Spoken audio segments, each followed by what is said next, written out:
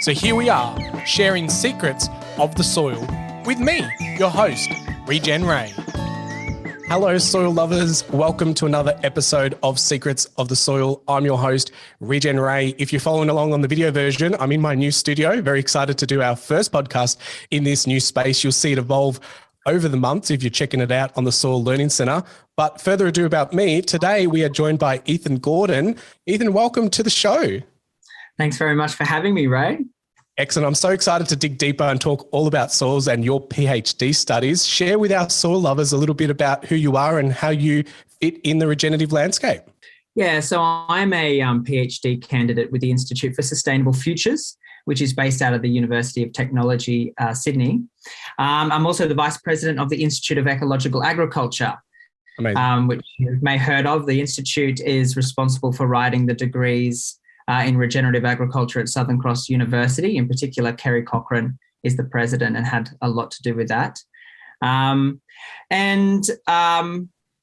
Before all of that, I am a farmer at Moffat Falls, which is near Ebor, with my family. And actually my brother is managing the place at the moment. And we've been there we're four generations in that place now. So, we have holistic management. We're early adopters of carbon farming, and a lot of the things that we've been experimenting with on that property have fed really nicely into my research as well. So I sort of have a foot in both camps of the practical and the theoretical in that way.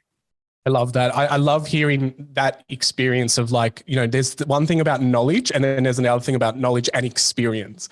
Saying, I think this, it's like, I've done this, So I love the bridge and speaking to guests who have come from that space. And we had that same kind of conversation with lots of the guests that are regenerative farmers. So they're walking the walk and also talking the talk. And so you've been head down researching, putting your PhD together, and it's all about transforming landscapes and the mindscape through regenerative agriculture. That's the title of it. I love the fact that you've put this mindscape kind of thing into it. Can you talk a little bit more about elaborating what's in your paper and some of the things that you've discovered? Yeah, absolutely. So when I talk about mindscapes, what I'm specifically referring to there is discourses. And discourses are ways in which we view the world, and in particular influenced by how we speak and the language we use. So in regenerative agriculture, we have a huge amounts of diversity, I guess, in the different philosophies and ways of speaking and approaches to what regenerative agriculture is. But then also trying to go really deep and understanding the genealogical influences of these different approaches to regenerating landscapes. Amazing. And so what have you found with that kind of language that is being used? Is it getting clearer? Is it getting more overwhelming because there is maybe greenwashing happening or other, the more, sometimes ignorance is bliss, and it's the more we're defining it, because I feel like in the landscape, I'm finding that people want to define it. And then you've got a group of people who say, don't define it, let it be organic, let it be deep and meaningful to the individual. So how are you finding that in your research? Yeah, I think it's such an interesting conversation, and it's a really fine balance. I think it needs to remain flexibly interpretive, people need to be able to interpret it in different ways, because if you don't allow for that, what's going to happen is all of the diversity that's in regenerative agriculture at the moment will start to splinter off, and they will disassociate with the term regenerative agriculture and the movement of regenerative agriculture, and that will impact the transformative potential of regen ag. And there's a great risk of greenwashing in that, in that, big organizations that have lots of money can decide what regenerative agriculture is and what definition they're going to push forward. And so when you have so much space to interpret it in different ways, basically those actors who are more privileged and louder get to decide, what it is virtually, which is a challenge. So on the flip side of that, I think you need to. So in order to sort of deal with that, I think regenerative agriculture also needs to be able to articulate itself and understand what it is to a certain degree so as to know what it's not, and prevent that sort of greenwashing from occurring, and ensuring that a lot of the more marginalized voices in the regenerative agriculture community actually don't get forgotten about and lost. Because we need to ask ourselves in regenerative agriculture, are we just trying to have greener practices on farms and then not challenge any of the issues around social inequity or access to land or Indigenous sovereignty? There's so many issues with the food system. And if regenerative agriculture wants to be transformative, it needs to maybe question some of the assumptions and privileges that different people who are a part of the movement may have.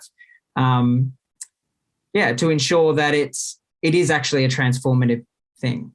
And are you finding that more and more people are adopting this way of transforming, or are they being overwhelmed and, we'll do that later, or this is too much for me? I thought it was going to be a bit more simpler. Like, is that gap of I can do this to, it's too hard basket widening the more complex we're making it? I think that there's so much diversity that I think there's lots of people doing lots of different things virtually. I don't know if I could say that, there's a movement in regenerative agriculture to become more unifying or more understood as a collective. I don't think that's happening. I think that there's lots of different versions of regenerative agriculture that have lots of different tensions between each other, but that also have lots of common ground between each other as well. And I mean, even the simple storyline of regenerating landscapes is common ground amongst all of these different groups, And also another thing that I think is common ground is having a relationship with our ecosystems and caring for whether it's animals or pastures or just the broader environment that we're a part of. That's a common ground. So there's common ground that I think can really act as glue between these diverse groups. And also, if we're wanting to change agriculture and the status quo, then we're going to need all of this diversity in order to do that. One lineage of alternative farming, whether it's permaculture or holistic management, isn't going to be able to change agriculture and the way it operates by itself. We need agriculture to be able to open itself up to creative expression, and different approaches to different contexts, mixing in all kinds of different philosophies, and then see what emerges out of that and out of the relationships we have with different people. Yeah, I couldn't agree more. I think, one of the values in regenerative is biodiversity, and it doesn't mean just species on the land. I think it's about people involved in the decision making, in the idea brainstorming, coming up with ideas and solutions. So hanging out with different types of people, and that's what this podcast is also about. The soil lovers get to hear the diversity of people that we can bring to the show and spark new ideas and thinking and go, I never thought of it like that. And that's, the wider picture of having this conversation. And so how are you finding the uptake of, you've mentioned a lot of things about, that feel a little bit more deeper and feeling and not so much logical. A lot of the farming ag background comes from a, 1 + 1 = 2. And sometimes in nature, or most often 1 + 1 = 7,000. You just don't know how it got there, And so there's a lot of feeling, a lot of farmers are saying to me, what I'm doing just doesn't feel right.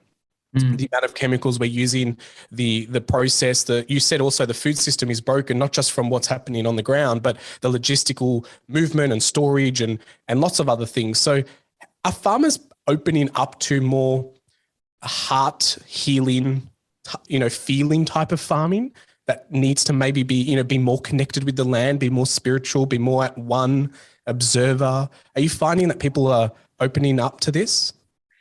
Well, I think all farmers have a feeling and connection with the landscapes that they manage. And whether that's, a farmer who's more conventional or a farmer who is regenerative, we're all farming and caring about the land that we're working on, because that land is so much about who we are and our identity and our past. So I think probably we've been in a system that separates the culture out of agriculture and replaces it with agribusiness. And that has had a lot of impact and consequences for the way that we farm, and has put us in a pretty difficult situation where we have 9 planetary systems that are collapsing simultaneously, and climate change is just one of those. And agriculture plays a huge role in the collapse of those systems. So there's definitely an urgency to change the way we're working with these ecosystems, so that they don't fall apart around us. And so I think that if you can get away from I think regenerative forms of agriculture actually feel very natural, because we're going back to something that is intuitive, or should be intuitive in the first place. When we get away from all of the dogma of both industrial food systems and industrial ways of doing agriculture, but also the dogma of regenerative ways of doing agriculture. If we get away from all of that and just connect with our landscapes that we're a part of, it does feel right to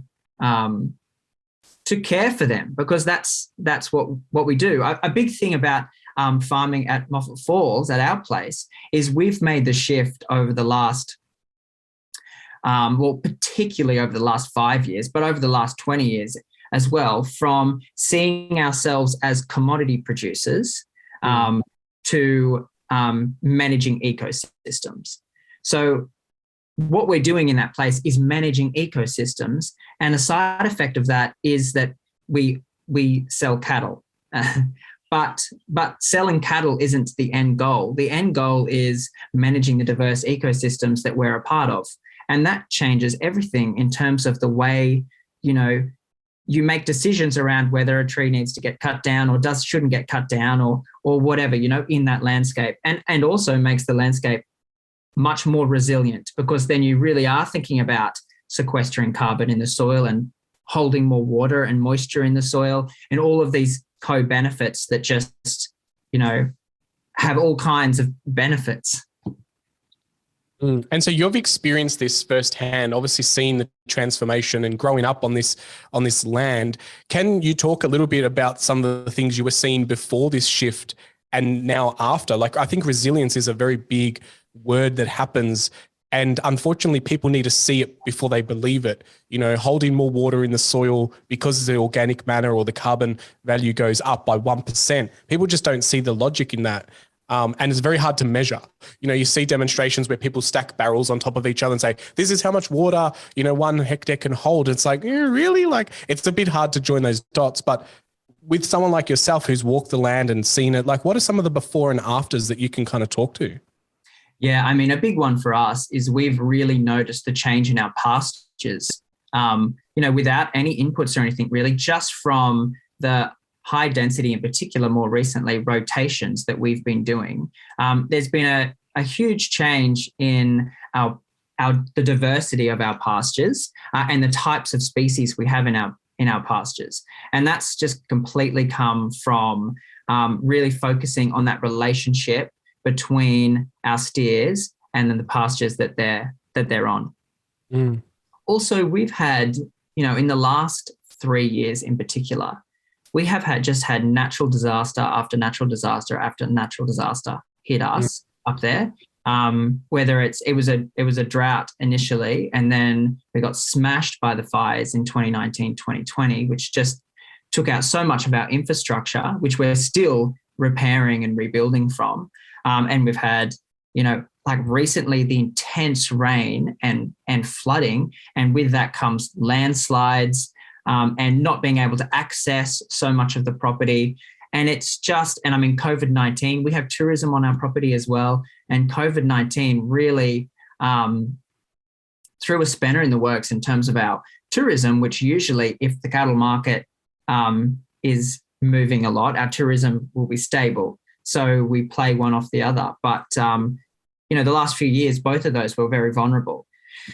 So, I mean, it's been a huge challenge, but I can't help but think, if it wasn't for our shift towards regenerative principles in the way that we're approaching our business now, then God knows where we would be. But we're actually in a very, very resilient position, despite this just never-ending onslaught of disaster that is only going to increase in frequency and severity as larger issues such as climate change continue to unravel. Unbelievable. I know it is just absolutely astonishing what, people have to go through over the last, 5 years. It feels like a never ending story. And you're right. It's not just the, climate change kind of things. And it's also, COVID, tourism laws that get put in place without any of our control, just having to, be resilient. It also sounds like not so much about the land resilience, but also the resilience of the people operating the land and their tenacity to just keep on going. Do you feel that mindset shift that happens when you go down the regenerative pathway or the regenerative transformation is also about personal development and personal mindset and paradigm shifts and tenacity and resilience in our own soul? Oh, yes, definitely. Yeah. This is a real, you talk about mindscapes. I mean, the thing I often say is at the moment with the crisis that we have ongoing in the world, we need to act really fast in response to that in order to act slow. Because the transition to regenerative agriculture, both on your farm, but then also with all of the getting rid of the baggage of colonial and Western ways of thinking it's a big journey, and I've been able to go on this journey through my research, and it takes a really long time to shift into an ecological way of thinking and being, I guess, in the world. And that's not something that's just going to happen overnight. So, yeah, I mean, it takes time. Yeah, absolutely. Soil lovers, I really want you to sit there and just think about the amount of resilience and the paradigm shifts that needs to happen. And even what you mentioned before, I want to not glaze over it, but you mentioned that, agriculture has this word culture in it, and we've taken that whole culture out. And if you're watching the video, you saw me have an aha moment when you said that. And that's what I love about these podcasts is that I'm learning and having these, goosebump aha moments with you. And you mentioned that it's gone from agriculture to agribusiness. And I think, when we've commoditized, turned everything into a commodity and it's all about numbers and profits and bigger and faster and yields, and no one's caring about the ecosystem and the collapse that's happening. It's something we really need to sit with and know that our buying decision and we have a choice, and so taking the culture out of agriculture just really hit me in the heart. So I want to thank you for sharing that and making that experience to our soil lovers as well. It's absolutely, yeah. It's a sad thing to take the culture out of agriculture, and particularly when, the word culture comes from the word cultivate, in particular to cultivate the soil, and I think that is so significant, such a significant connection linguistically, because everything that we've created, all of this creativity, society, civilization comes from the act of cultivating soils initially. And so all of that richness is in the ground beneath us. Mind blowing. Yeah, we need to look after it. Yeah. We're too busy looking in the oceans or in Mars or the moon, and we're not looking down at our own feet, So, yeah. So, lovers, we're going to take a quick break, but when we come back, we're going to keep vibing with Ethan, talking about all this amazing stuff, and especially his PhD paper. And I also want to talk about values over principles. So stick with us. Hello, soil lovers. I hope you're enjoying today's guest and this podcast. But I wanted to just let you know that when you get excited about soil, just as you're hearing about our guests, then you will want to check out the Soil Learning Centre. The Soil Learning Centre is a hub that we put together and digitalized all the content over the years that were originally on DVD into this online learning experience. So if any of our guests or any of the topics that we speak about during the podcast whet your appetite and you want to get your hands dirtier and dig deeper and get educated around different things around soil, whether it be biodynamics, permaculture, whether it be using a microscope, or whether it just be hanging out with other like-minded educators, mentors, and facilitators, then the Soil Learning Centre is a place for you to hang out and dig deeper. That's the soillearningcentre.com. We have lots of different programs, courses, and even a membership. So if you want to belong to a community of other soil lovers, then that's the place to hang out. Well, until we meet again, enjoy the rest of this podcast. Back to the program. Welcome back, soil lovers. You're hanging out with Regen Ray and Ethan Gordon. We're talking about your paper and your research that you put together called Transforming Landscapes and the Mindscapes Through Regenerative Agriculture. And just before the break, we were talking about, values and looking down and, the mindset and, the way the person needs to be. Now, there's a lot of principles when it comes to, and practices when it comes to agriculture and regenerative. How important are values and the ability to know thyself and how your inner being is being projected through the landscape and the work that you're doing how important are values? Values are really important. I think when we're thinking about regenerative agriculture, and values, what we really need to come back to is the contextual and specific relationship between yourself as a farmer and the landscape that you're working with. So much comes out of that place. And there's a lot, regenerative agriculture has a lot of overlap with regenerative development, which has come out of architecture and design predominantly, but looks at how to align human activities with, ecological processes and living systems in a design framework usually.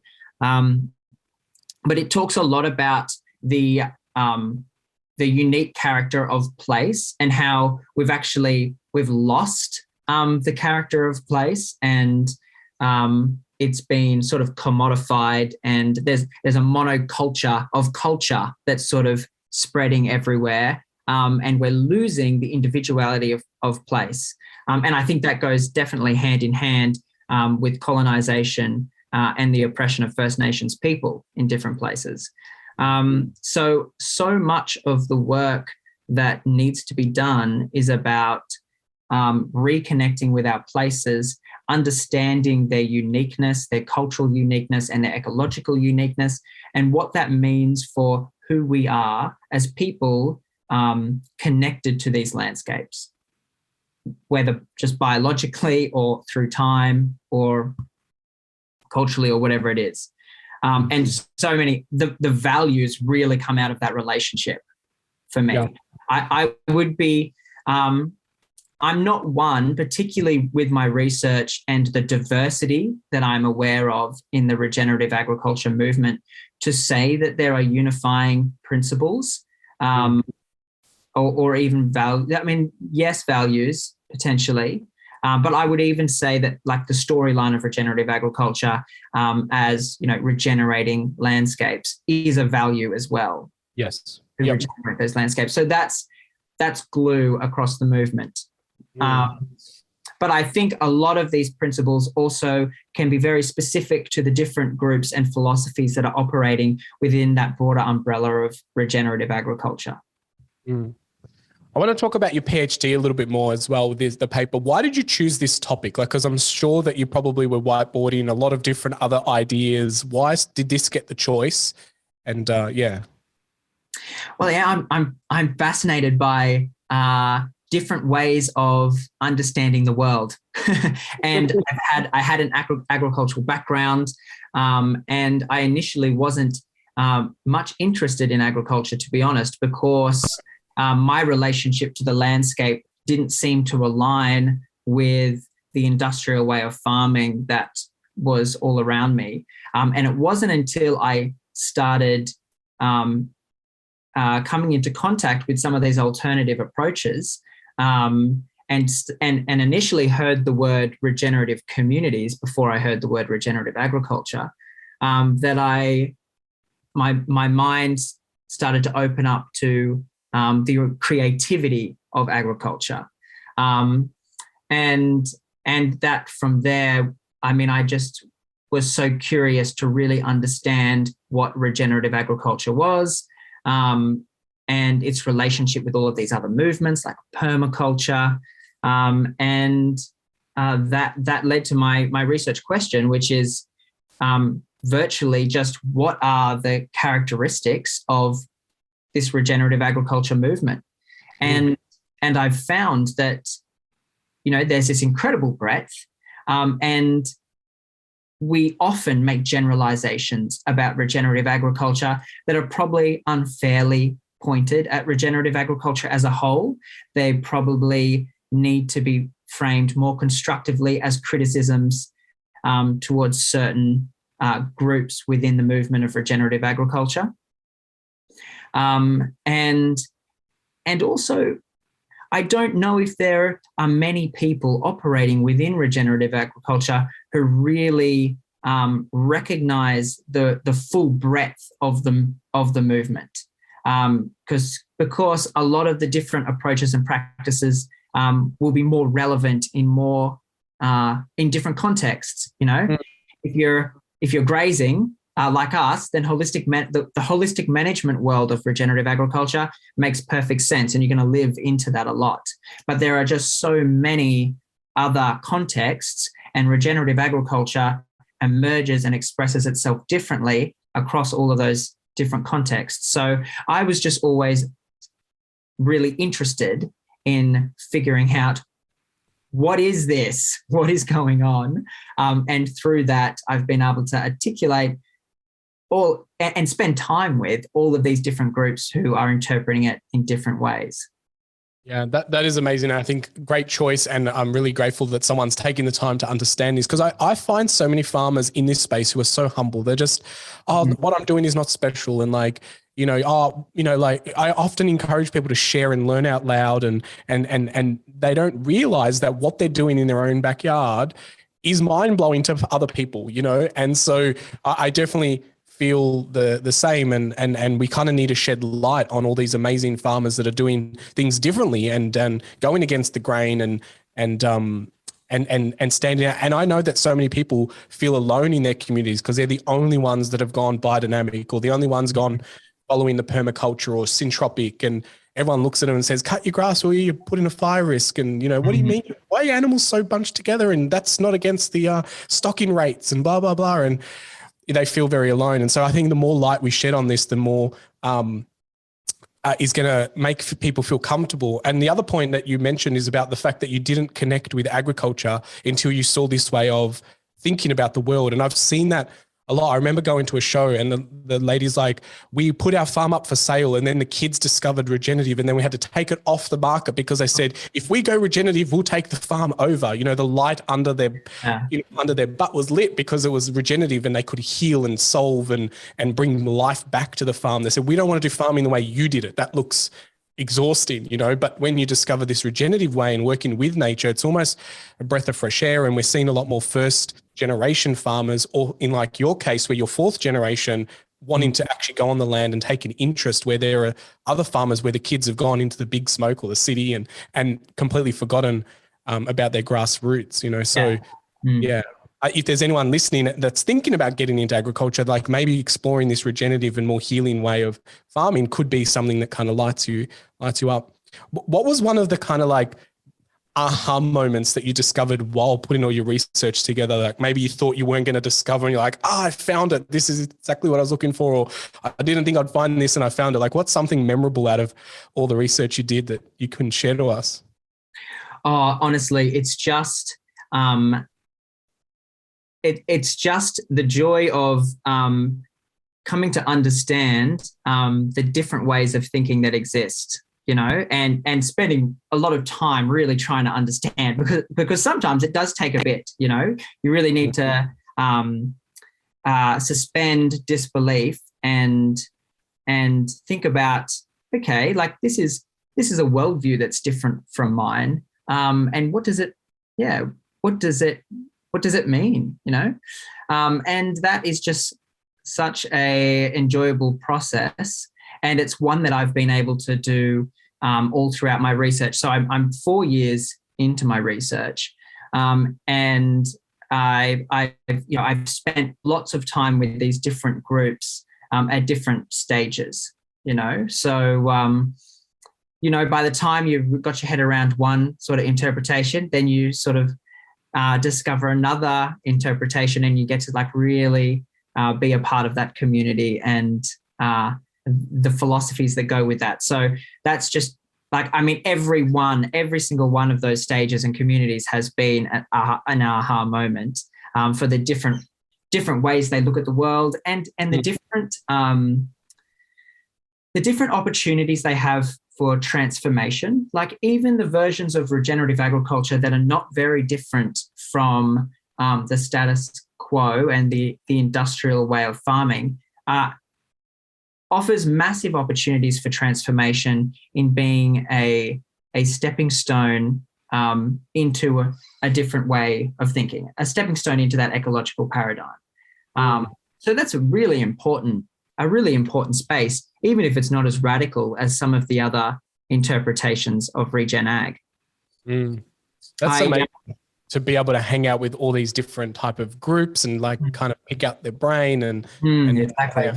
and sitting with that moment and that theory and that the ideology and so forth. So people have been practicing regenerative forms of land custodianship for tens of thousands of years, and they have so much to contribute to the regenerative agriculture movement. And sometimes I think that I know they're not recognized enough for the contributions they have made and can make. Because I think a lot of the, something that I think regenerative agriculture needs to be aware of is sort of an ethnocentric bias, I suppose, that often overshadows the First Nations perspective. So that's a really important discourse in regenerative agriculture to be heard and to be lifted up.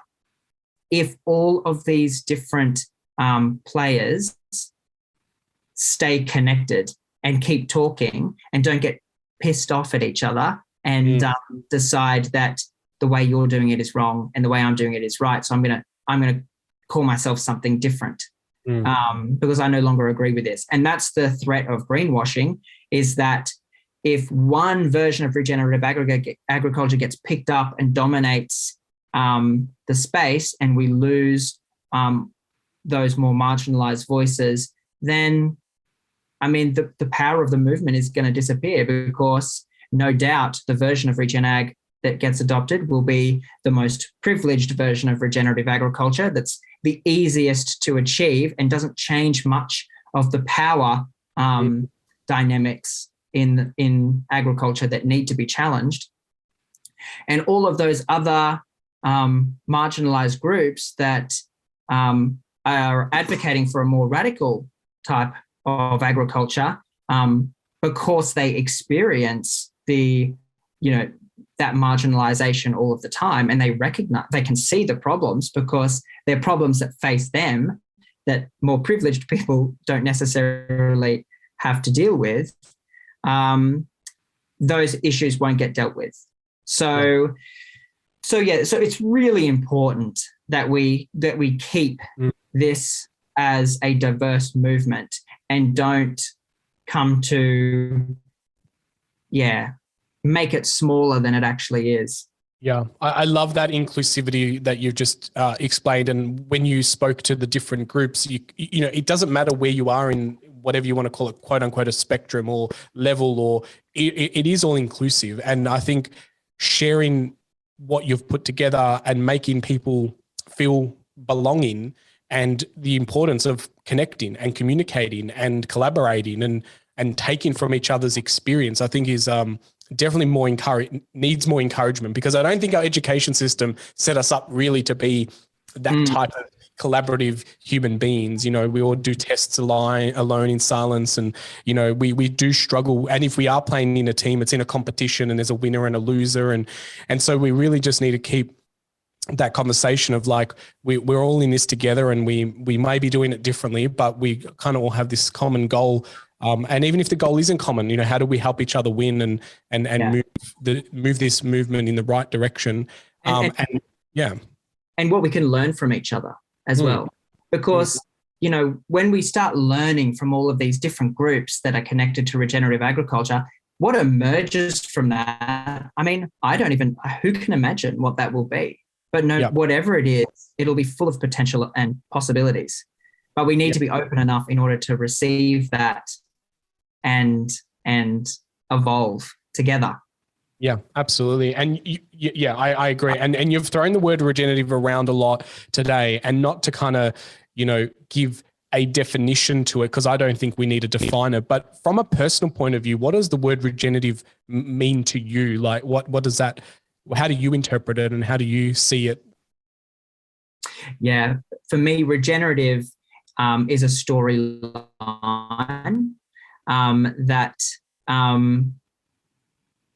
that is about healing ecosystems, and as a part of that healing of ecosystems, healing the social ecosystems that are tied in with the ecological, you know, because social systems are nested within ecological systems. So it's that healing process. And so, you know, for ecosystems that have been damaged, we're restoring them. And for ecosystems that haven't, then there's like generative possibilities. You know, it's about not focusing on problems so much as focusing on the potential of ecosystems and places and communities. Yeah, I love your ability to just really zoom out. Like, I've noticed this a lot. Like, you have this ability to like zoom out and see the bigger whole and the many parts that make the whole. And I see that commonly in the holistic management movement, but even within your work, you know, like zooming out and seeing where all these people sit and how they're working together. And I think we need more of that in the world, where everyone's just so focused on their one task, and, you know, whether it be pushing that button or making that widget or growing just the corn or growing just the beans, and being able to zoom out and say, you know, even when you shared your farm story about having ecotourism on the farm, and that subsidizes the cattle business, and like there's multiple systems working together. And I think that is something that I'm starting to see more of. And Joel Sullivan is very big on like stacking enterprises on your farm and having a biodiversity of businesses. You know, it's all that all working together. So I really admire your ability to zoom out and see the many parts that make up the whole, because very evident that that's how your brain works. So can we learn that skill? Is that a skill you can transfer? Like, I mean, I don't know. Maybe we're all in the process of learning it, me included. Yeah, I love that. Okay, are you ready to become the voice of our soils? I am ready. Yes. Excellent. Well, if you were to embody the soil and become it, what would you say to us on the planet Earth? I think it'd be very simple. I'd just say, bloody hell, you lot, look after me. You know, I'm here trying to look after you. Look after me. This reciprocity in the gym. Yeah, I love that. Look after me, because I'm here trying to look after you, you know. So it's screaming for help. I definitely have heard its calling, and I think many of the guests have also, and all the soil lovers who are listening. So Ethan, it's been so great chatting with you today and exploring more about your research and the many years that you've put behind it, and really grateful that someone's putting this together, and a real gift to society, I think, and, you know, the expansion of kind of our futures and future generations. So how can people hang out with you more? Where are you hanging out, and where can people get in contact if they want to dig deeper into your research? Yeah, absolutely. I mean, you can find me, you just type in Ethan Gordon to Google, you'll find lots of ways to get in touch with me, either through the University of Technology, Sydney's website. I have a website that's dedicated to my research, so you can go there if you like. It's just www.ethangordon.com.au. And that has heaps. I mean, you could just flick me an email. My contact details are all there. And I'm also on Instagram and LinkedIn. So, yeah, I mean, whatever's easiest, really. Yeah, awesome. It's great that you've even got a website dedicated to the paper. And, I think sometimes these conversations bring other people to surface, and maybe there's some more groups to be discovered. Is there an end date to your research, or is it an ongoing thing? There is an end date. I will be probably wrapping up the PhD by February next year, I would say, and submitting the thesis. And then, but I definitely won't be leaving this space. I will be doing this work for a long time to come yet, hopefully. Any secrets that you can share of like what's next or on the horizon? I will just be going further and further into exploring the complexity of all these different versions of Regen Ag. There's so much that I've done, and I have I have a breadth of understanding and I have a depth of understanding, but I can certainly go wider and deeper. Because one thing I haven't explored is we have all of these different versions of regenerative agriculture, but then there's all kinds of different political interrelationships that are going on, and that speaks right into the issues around corporatization of regenerative agriculture, or whether, like the food sovereignty movement has avoided corporatization, and that certainly plays into the conversation of Regen Ag as well. So there's so much more to explore here in terms of regenerative agriculture's potential to be transformative. So, I mean, and also, we've had all of this. I've come across all this complexity in Australian context, but, what is going on in other contexts? So, heaps to explore, and take me a long time. So I'll keep my head down. Yeah, it sounds like you're going to be very busy, and very exciting to see what you uncover and explore. And, and I often say in this space, we probably haven't even seen half the solutions that are going to come up, because we're all thinking very differently. The world's changing.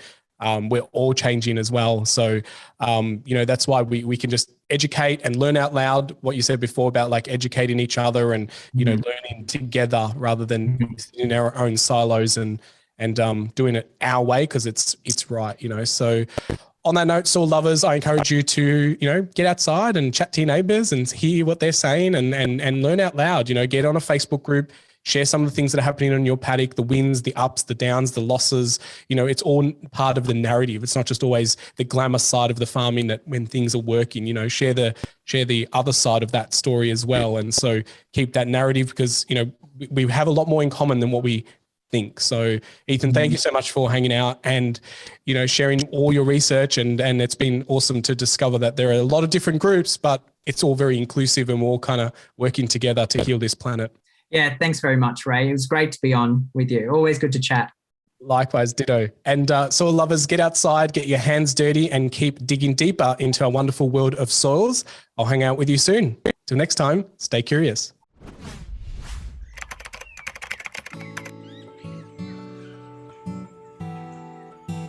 Well, soil lovers, that's enough secrets for one episode. I really hope that you enjoyed all the secrets shared during this conversation. But hey, let's not keep it a secret. Please share this podcast around and make sure that you like it and leave us a review, because that really helps spread the secrets of the soil. Until next time, remember, get outside, get your hands dirty, and keep digging deeper into your soils.